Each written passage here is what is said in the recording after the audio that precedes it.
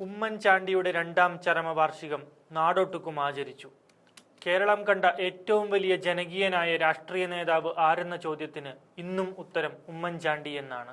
കോൺഗ്രസ് നേതാക്കൾ മഹാനായ ആ നേതാവിൻ്റെ ഓർമ്മകൾക്ക് മുമ്പിൽ ഒരിക്കൽ കൂടി ഒറ്റക്കെട്ടായി ശിരസ് നമിച്ചു.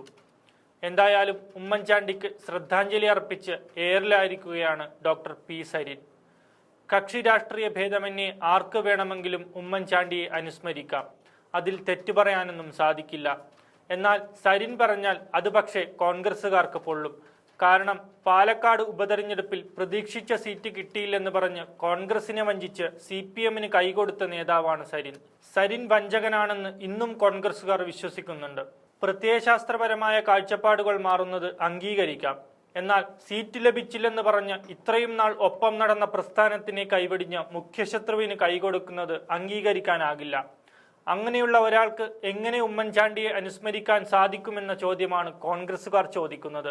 കോൺഗ്രസ് എന്ന പാർട്ടിയെയാണ് സരിൻ തള്ളിപ്പറഞ്ഞത്. ആ കോൺഗ്രസിന് കേരളത്തിൽ നിലനിൽപ്പുണ്ടാക്കിയ നേതാക്കന്മാരിൽ മുൻപന്തിയിലുണ്ട് ഉമ്മൻചാണ്ടി. അപ്പോൾ പിന്നെ സരിന് എന്തവകാശമാണ് ഉമ്മൻചാണ്ടിയെ അനുസ്മരിക്കാനെന്നാണ് കോൺഗ്രസ് പ്രവർത്തകർ ചോദിക്കുന്നത്. സരിന്റെ ഉമ്മൻചാണ്ടി അനുസ്മരണ സാമൂഹ്യ മാധ്യമ പോസ്റ്റിൽ വന്ന കമന്റുകൾ ചിലത് വഞ്ചകൻ എന്ന ലേബൽ ഉറപ്പിക്കുന്നുമുണ്ട്. അതിൽ ചില കമന്റുകൾ ഒന്ന് വേഗത്തിൽ പറയാം. ഒറ്റുകാരുടെ ആദരം ആ മഹാനായ നേതാവ് ഇഷ്ടപ്പെടുന്നില്ല എന്നാണ് ഒരാൾ പറയുന്നത്. സ്മരണാഞ്ജലി അർപ്പിക്കാൻ ഇപ്പോഴും കോൺഗ്രസ് നേതാക്കൾ തന്നെ വേണമെന്നാണ് മറ്റൊരു കമന്റ്.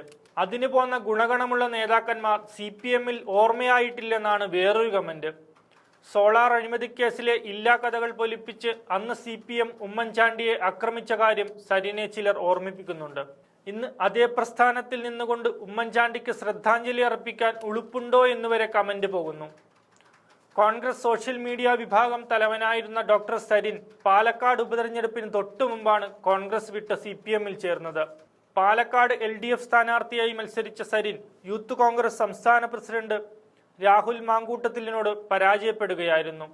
പിന്നീട് CPM-ൽ അംഗത്വമെടുത്ത സരിൻ ഇന്ന് ഇടതുപക്ഷത്തിന്റെ ശക്തനായ വക്താവായി മാറിയതും കേരളം കണ്ടു. എന്നിട്ടും കോൺഗ്രസുകാർ ആ വൈരാഗ്യം മറന്നിട്ടില്ല എന്നതിന്റെ സൂചനകളാണ് പുറത്തു വരുന്നത്.